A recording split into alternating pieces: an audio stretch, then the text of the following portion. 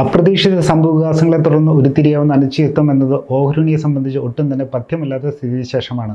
ഇനി എന്ത് എന്നതിൽ വ്യക്തതയില്ലാതെ വരുമ്പോൾ നിക്ഷേപകരും ഉത്കണ്ഠ പിടികൂടുന്നതും സ്വാഭാവികം. അതിനാലാണ് രാജ്യങ്ങൾ തമ്മിലുള്ള ജിയോ പൊളിറ്റിക്കൽ സംഘർഷങ്ങൾ വിപണിക്ക് തലവേദന സൃഷ്ടിക്കുന്നത്. US പകരച്ചുങ്കം ഏർപ്പെടുത്തിയതിനെ തുടർന്നുള്ള തിരിച്ചടിയിൽ നിന്നും ഇന്ത്യൻ വിപണി കരകയറി വരുന്നതിനിടെയാണ് ഏപ്രിൽ 22-ന് രാജ്യത്തെ ഒന്നാകെ ദുഃഖത്തിലെഴുതിയ കശ്മീർ പഹൽഗാമിൽ തീവ്രവാദി ആക്രമണം ഉണ്ടാകുന്നത്. ഇതോടെ മികച്ച നേട്ടം കരസ്ഥമാക്കി മുന്നേറ്റം തുടരുകയായിരുന്ന ഇന്ത്യൻ ഓഹരി വിപണിയും ചാഞ്ചാട്ടത്തിന്റെ പാതയിലേക്ക് വീണ്ടും മടങ്ങിയെത്തി.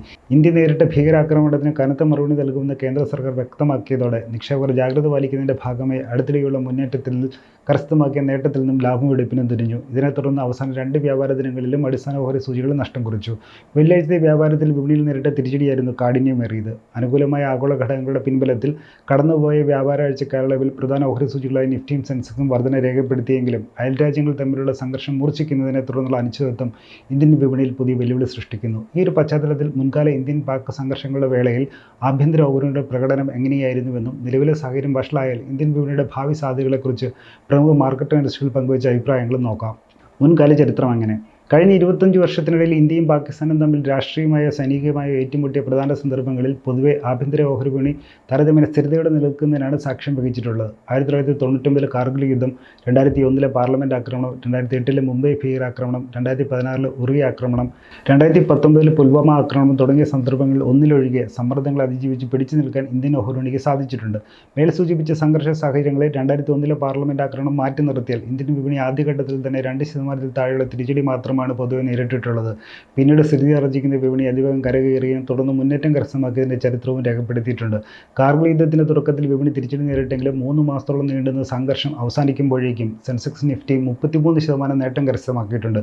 സമാനമായി മുംബൈ ആക്രമണം, ഉറി ആക്രമണവും തുടർന്ന് ഇന്ത്യൻ കരസേനയുടെ സർജിക്കൽ സ്ട്രൈക്കും പുൽവാമ ഭീകരാക്രമണവും ഇതിനു മറുപടിയായി ഇന്ത്യൻ വ്യോമസേന നിയന്ത്രണരേഖ മറികടന്ന് ബലാക്കോട്ടിൽ നടത്തിയ എയർ സ്ട്രൈക്കിന്റെയും വേളയിൽ തുടക്കത്തിൽ നേരിയ ചാഞ്ചാട്ടത്തിന് ശേഷം ഓഹരി വിപണി അതിവേഗത്തിൽ കരകയറിയിരുന്നു.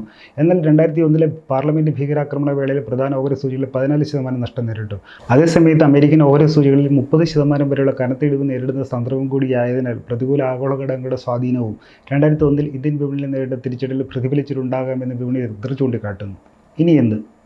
കഴിഞ്ഞ 25 വർഷത്തിനിടയിൽ ഇന്ത്യയും പാകിസ്ഥാനും തമ്മിലുണ്ടായ 4 പ്രധാനപ്പെട്ട സംഘർഷങ്ങളുടെയും സമാന രീതിയിൽ G20 രാജ്യങ്ങൾ ഉൾപ്പെട്ട 19 ആഗോള ജിയോ പൊളിറ്റിക്കൽ സംഘർഷങ്ങളുടെയും വേളയിൽ ആഭ്യന്തര ഓഹരി വിപണിയിൽ രേഖപ്പെടുത്തിയ പ്രകടനങ്ങളുടെ ചരിത്രം ആസ്പദമാക്കിക്കൊണ്ട് പ്രമുഖ ബ്രോക്കറേജ് സ്ഥാപനമായ ആനന്ദ് റാട്ടി ഷെയർസ് ഒരു റിസർച്ച് റിപ്പോർട്ട് പുറത്തുവിട്ടിരുന്നു.